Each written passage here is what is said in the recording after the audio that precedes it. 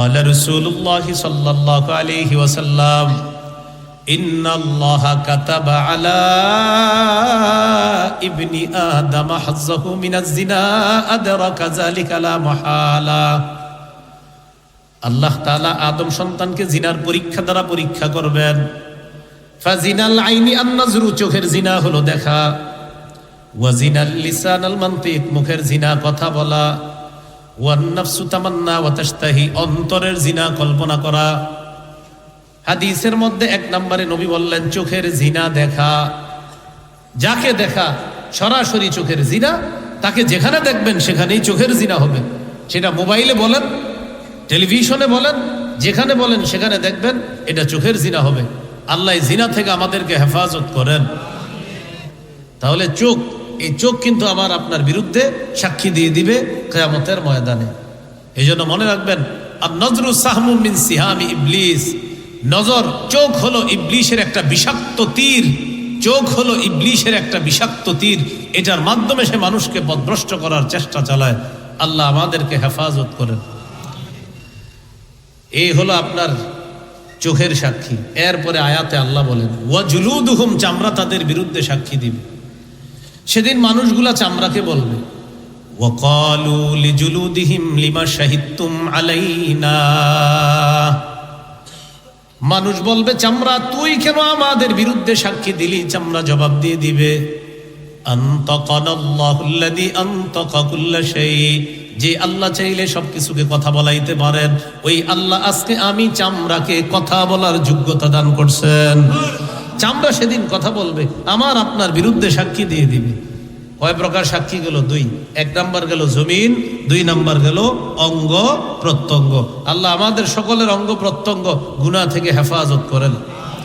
আমরা যেন এই জমিনের উপর থাইকা কোনো গুনাহের সাক্ষী জমিনে না বানাই, জমিনের উপর গুনাহ থেকে আল্লাহ আমাদেরকে হেফাজত করেন।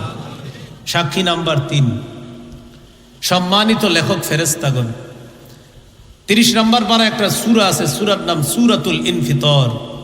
এই সূরার 10, 11, 12 নম্বর আয়াতে আল্লাহ বলেন ওয়া ইন্না আলাইকুম লাহাফিজিনা কিরামান কাতিবিনা ইয়ালামুনা মা তাফআলুন, নিশ্চয়ই তোমাদের কাছে আছে সংরক্ষিত ফেরেশতাগণ, সম্মানিত লেখকগণ, তোমরা যা করো তারা তা জানে। 25 পারা 14 নম্বর পৃষ্ঠা সূরা যুখরুফের 80 নম্বর আয়াতে আল্লাহ বলেন বালা ওয়া রুসুলুনা লাদাইহিম ইয়াকতুবুন, আমার ফেরেশতাগণ তাদের কাছে থাইকা তারা যা করে তাদের সমস্ত কর্মকাণ্ড লিপিবদ্ধ করে ফেলে। প্রিয় ভাইরা, আমার আপনার যত কর্মকাণ্ড সব লিপিবদ্ধ করে ফেরেশতারা। কিয়ামতের ময়দানে তৃতীয় সাক্ষী হবে ফেরেশতারা।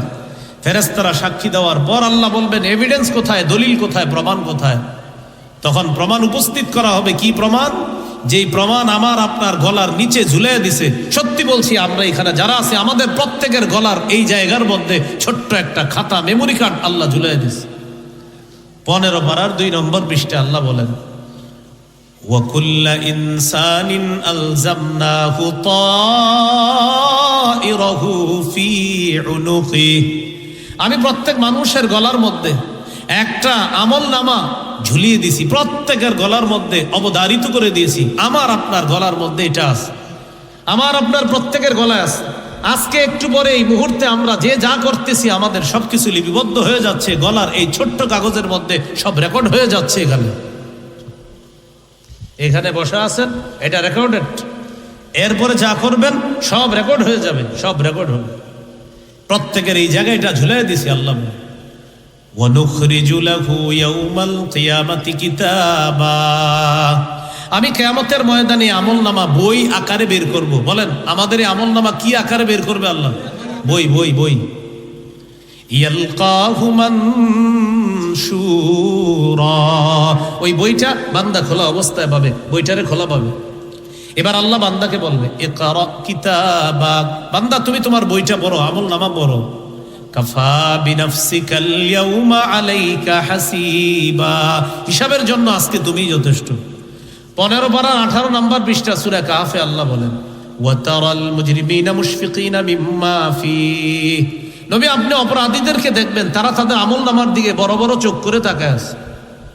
আর তারা বলতে থাকবে মালি হাজাল কিতাব, আফসোস করে বলবে হায় হায় এটা কেমন আমলনামা, লা ইউগাদিরু সগীরাতাও ওয়ালা কাবীরাতান ইল্লা আহসাহা, এই আমলনামার মধ্যে বড় ছোট কিছুই ছাড়ে নাই, সব দেখি এখানে লিপিবদ্ধ। প্রিয় ভাইয়েরা, সবাই সবাই একটু কথাটা মাথায় নেন। বলেন তো আমাদের গলায় কি আছে? আমলনামা। বলেন কি আছে? আরো জোরে বলেন, আরো জোরে বলেন। এখানে আছে। যা করবেন, যা করছেন সকাল থেকে এ পর্যন্ত যা করেছেন রেকর্ডেড, সব হয়ে গেছে। যা করবেন সব এখানে লেখা হয়ে যাবে। এটা আল্লাহ বই আকারে বের করবে কিয়ামতের মাঝে। তাহলে 3 নাম্বার সাক্ষী ফেরেশতা, আর ফেরেশতাদের দলিল এভিডেন্স হবে কি? এই আমলনামা। এটা বই আকারে সেদিন আল্লাহ বের করে বলবে ঘটনা কি, তুমি কি কি করছো দেখো, আমি কিন্তু তোমার উপরে জুলুম করি নাই বান্দা, তুমি অপরাধ করছো তাই তোমার ঠিকানা জাহান্নাম। এই হলো 3 নাম্বার সাক্ষী। 4 নাম্বার প্রধান সাক্ষী, যেই সাক্ষীর অন্য কোনো সাক্ষী দরকার ছিল না, তিনি হলেন আল্লাহ। আল্লাহ তাআলা বলেন ওয়াকাফা বিল্লাহি শাহীদা, সাক্ষী হিসাবে আল্লাহই যথেষ্ট। মনে আছে না আমি প্রথমে জবাব দিছি, আল্লাহ সাক্ষী হিসাবে যথেষ্ট। তাহলে আল্লাহ বাকি 3 সাক্ষী কেন নিলেন? আল্লাহ প্রমাণ করাবেন আমি যে তোমাদের উপর কোনো জুলুম করি নাই, এটা প্রমাণ করানোর জন্য বাকি 3 সাক্ষী আল্লাহ নেবেন। আল্লাহ যেন কিয়ামতের ময়দানে আমাদেরকে প্রথম চান্সে মাফ করে দিয়ে প্রথম দলের সাথে জান্নাতি বানায়া দেন। এই 4 সাক্ষীর পর ফাআম্মা মান উতিয়া কিতাবাহু বিয়ামিনিহি, আমলনামা ওজন করা হবে, আমলের পাল্লা যার ভারী হবে, এরপর কি হবে? আমলনামা ডান হাতে দেওয়া হবে কারো, কারোটা দেওয়া হবে বাম হাতে। ডান হাতে যার আমলনামা দেওয়া হবে, ফায়াকুলু হাউম করাউ কিতাবিয়া, এই ব্যক্তি অন্যদের কাছে গিয়ে বলবে আমার আমলনামাটা পড়ে একটু দেখো, আমি পাশ করছি। আমার আমলনামাটা একটু পড়ো, ইকরাউ কিতাবিয়া ইন্নী যানানতু আন্নী মুলাকিন হিসাবিয়া, আমি জানতাম আজকে আমি হিসাবের মুখোমুখি হব, এটা আমি জানতাম। আমি যে আজকে হিসাবের মুখোমুখি হব এটা আমি জানতাম। বলেন কিয়ামতের ময়দানে হিসাবের মুখোমুখি হব, এটা আপনারা আজকে জানছেননি? আরো আগে কথা জানছেন কিনা? এই জন্য ওমর ফারুক রাদিয়াল্লাহু তাআলা আনহু বলেন হাসিবু ক্বাবলা আন তুহাসাবু, আসল হিসাবের মুখোমুখি হওয়ার আগে নিজের হিসাবটা নিজে প্রতিদিন করবা। ওয়াজিনু ক্বাবলা আন তুজানু, তোমার আমলনামা পরিমাপ করার আগে নিজেরে নিজে পরিমাপ করবা। সকাল থেকে সন্ধ্যা পর্যন্ত কতগুলা নাফরমানি করেছো, এই হিসাবগুলা তুমি নিজেই প্রতিদিন করবা। ইমাম শাফি রহমতুল্লাহ আলাইহি বলেন আকালুন নাস, সর্বাধিক বুদ্ধিমান জ্ঞানী ওই ব্যক্তি মান হাসাবা ক্বাবলা আন তুহাসাবা, আসল হিসাবে মুখোমুখি হওয়ার আগে যে ব্যক্তি নিজের হিসাব দুনিয়াতে করলো সে সর্বাধিক বুদ্ধিমান ব্যক্তি। আরো বলছে কি জানেন? ওয়াসাল্লা মাআল জামাআতি ক্বাবলা আন তুসাল্লা আলাইহিল জামাআ, সবচেয়ে জ্ঞানী ওই ব্যক্তি যেই ব্যক্তির জানাজার নামাজ একটা দল পড়ার আগে সে দলের সাথে ফরজ নামাজগুলো পড়ে। আবার বুঝেন, ওই ব্যক্তি সবচেয়ে জ্ঞানী যে ব্যক্তির জানাজার নামাজ অনেক বড় একটা দল এসে পড়ছে। ইমাম শাফি বলেন এক দল তার জানাজার নামাজ পড়ার আগে সে দলের সাথে দুনিয়াতে নামাজ পড়তো, এ হলো সবচেয়ে জ্ঞানী মানুষ। তো কিয়ামতের ময়দানে হিসাব হওয়ার পর যার আমলনামা ডান হাতে দেওয়া হবে, ওই ব্যক্তি বলবে আমার আমলনামা পড়ে দেখো, আমি জানতাম আমি হিসাবের মুখোমুখি হব। এই জন্য প্রিয় ভাইয়েরা আমার সাথে একটা আরবি বলেন, সবাই বলেন মুহাসাবাহ। এবার আরেকটু বাড়ায় বলবেন, বলেন মুহাসাবাতুন নাফস। বলেন বাংলা আত্মসমালোচনা। এবার বলেন তো মুহাসাবাতুন নাফস অর্থাৎ আত্মসমালোচনা। এটা প্রতিদিন নিজে নিজে করবেন যে আমি আজকে কি করলাম, হায় হায় আমি কি করলাম, গত মুহররম থেকে এই মুহররম পর্যন্ত আমি কি করলাম। 1447 হিজরির মুহররম আমি পেলাম, এবার 1448 হিজরির মুহররম আমি পেয়ে গেলাম। 1447 হিজরির মুহররম থেকে 1448 হিজরির মুহররম, 1 বছর আমি কিভাবে কাটাইলাম, এই হিসাবগুলা নেওয়া, প্রতিদিনের হিসাব প্রতিদিন নেওয়া, এটাকে বলে আত্মসমালোচনা। এই ব্যাপারে কোরআনেও ইঙ্গিত আছে। সূরা হাশরের 18 নম্বর আয়াত, 28 পারা 7 নম্বর পৃষ্ঠা, সূরা হাশরের 18 নম্বর আয়াত।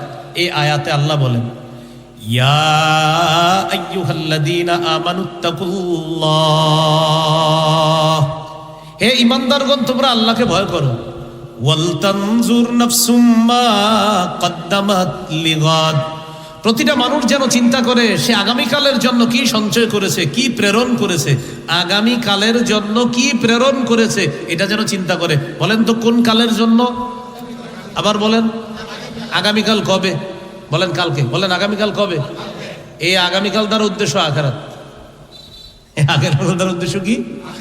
আয়াতের তাফসীর হলো আল্লাহর কাছে আখিরাতের তুলনায় দুনিয়াটা কেমন যেন একদিনের সমান।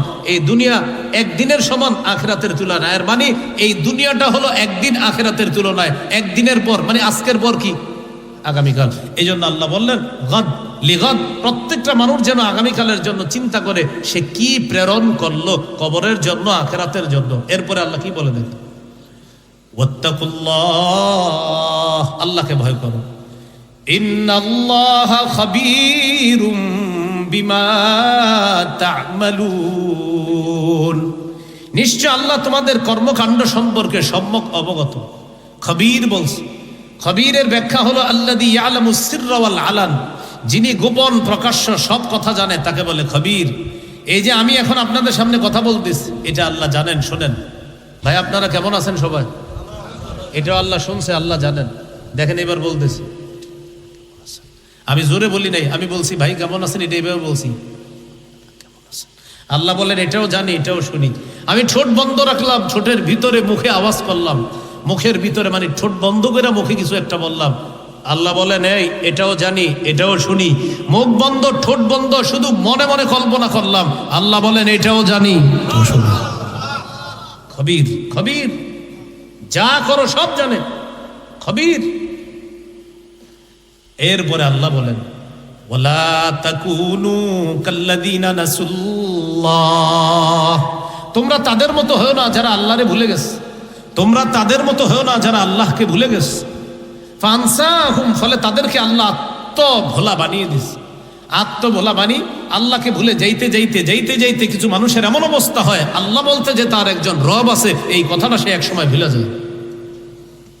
তো আল্লাহ বলেন তোমরা তাদের মতো হও না যারা আল্লাহকে ভুলে গেছে। এই আয়াতের ব্যাখ্যায় আল্লামা ইবনুল কাইয়িম রাহমাতুল্লাহি আলাইহি বলেন এই আয়াত দ্বারা ইঙ্গিত হলো মুহাসাবাতুন নাফস, আত্মসমালোচনা করা। প্রত্যেক মানুষ চিন্তা করা যে আমি আগামীকালের জন্য কি প্রেরণ করলাম। আগামীকাল মানি আখিরাতের জন্য, আগামীকাল মানি কবরের জগতের জন্য আমি কি প্রেরণ করলাম, এই চিন্তা করা প্রতিটা মানুষের জন্য। মনে আসেনি কোথায় ছিলাম? ডানাতে আমল নামা যার দিবে সে বলবে আমি জানতাম আমি হিসাবের মুখোমুখি হবে। বলেন তো সবাই কি বলবে? আমি জানতাম আমি হিসাবের মুখোমুখি হব। এখন বলেন আমি আপনি আমরা সবাই জানিনি আমরা যে হিসাবের মুখোমুখি হব। অতএব হিসাবটা নিজেই নিতে হবে আজকে থেকে। এরপরে আল্লাহ বলেন ফাহুয়া ফি ঈশাতির রাদিয়া, সে জান্নাতের মধ্যে থাকবে, সন্তুষ্টজনক আরামদায়ক জীবন যাপনের মধ্যে সে কাটাতে থাকবে, সন্তোষজনক জীবনের মধ্যে সে কাটাতে থাকবে। ফাহুয়া ফি ঈশাতির রাদিয়া, আরাম আয়েশের মধ্যে সে কাটাতে থাকবে। ফি জান্নাতিন আলিয়া, উঁচু জান্নাত। কুতুফুহা দানিয়া, যেই জান্নাতের গাছের ফলের ডালাগুলা ছড়িগুলা তার মুখের কাছে এসে উপস্থিত হবে। আল্লাহ কি বলবে? কুলু ওয়াশরাবু হানিআম বিমা আসলাফতুম ফিল আইয়ামিল খালিয়া। অনুবাদটা সবাই একসাথে করি, চলেন বলেন খাও, পান করো, যেভাবে মন চায়, যতটুকু মন চায়, যতক্ষণ মন চায়, যত বেশি মন চায় খাইতে থাকো। এটা আল্লাহ বলবে জান্নাতীদের। হ্যাঁ, খাও পান করো, যতটুকু মন চায়, যতক্ষণ মন চায়, যত বেশি মন চায়, রাগাদান ওয়াসিআ, যত বেশি মন চায় তুমি খাইতে থাকো। কেন?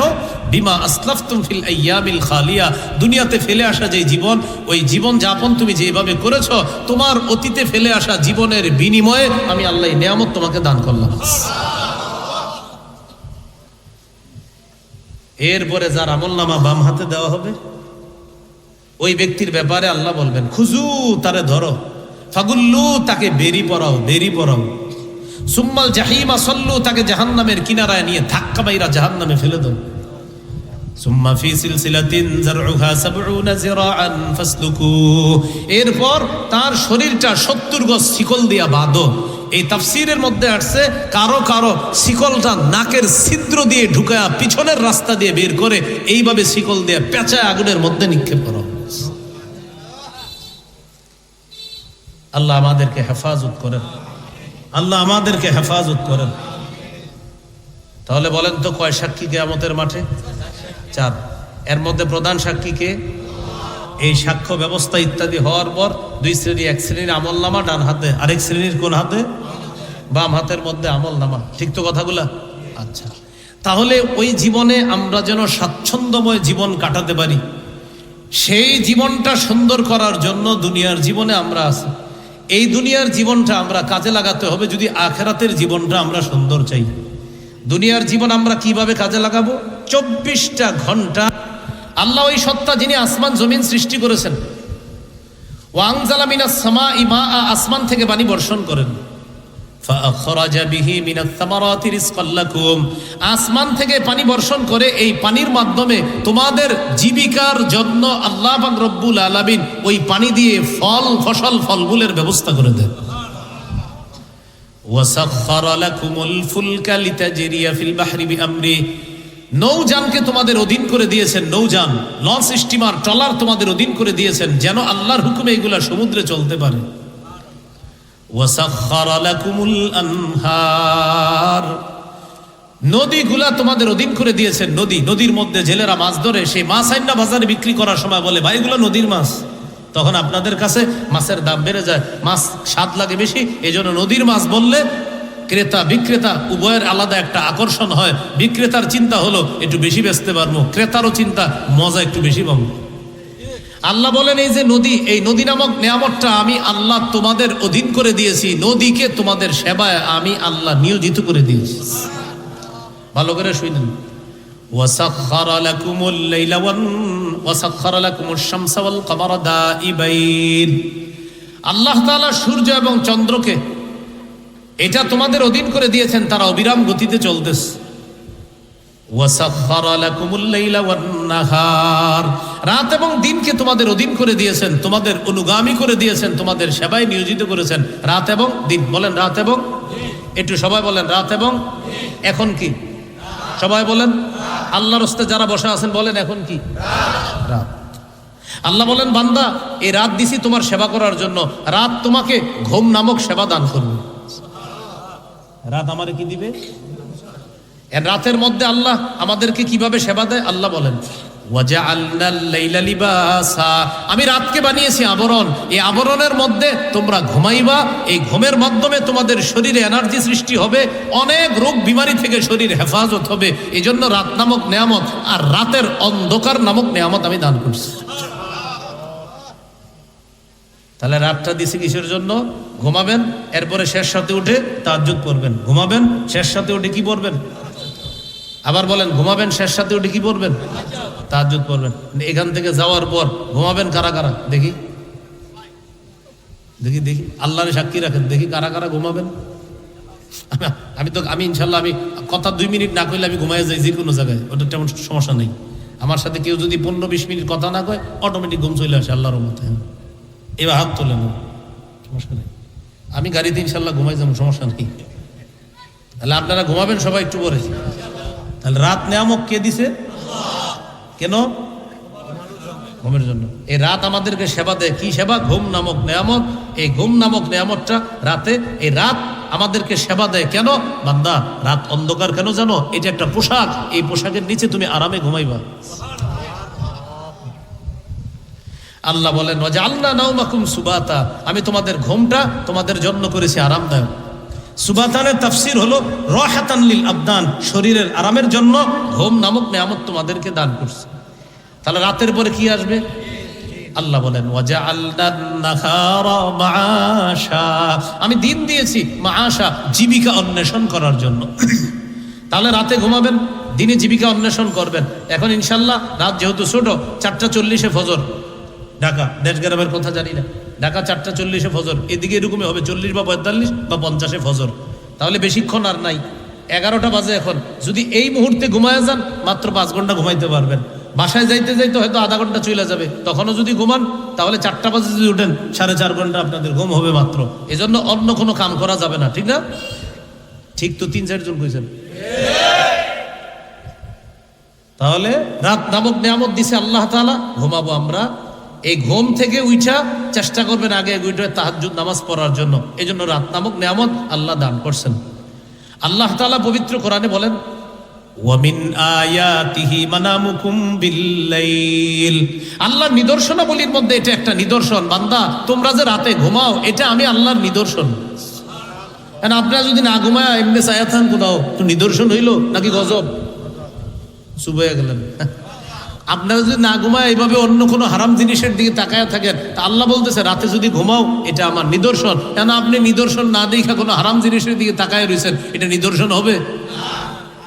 আল্লাহ বলতেছে রাতে ঘুমাইবা, এটা আমার নিদর্শন।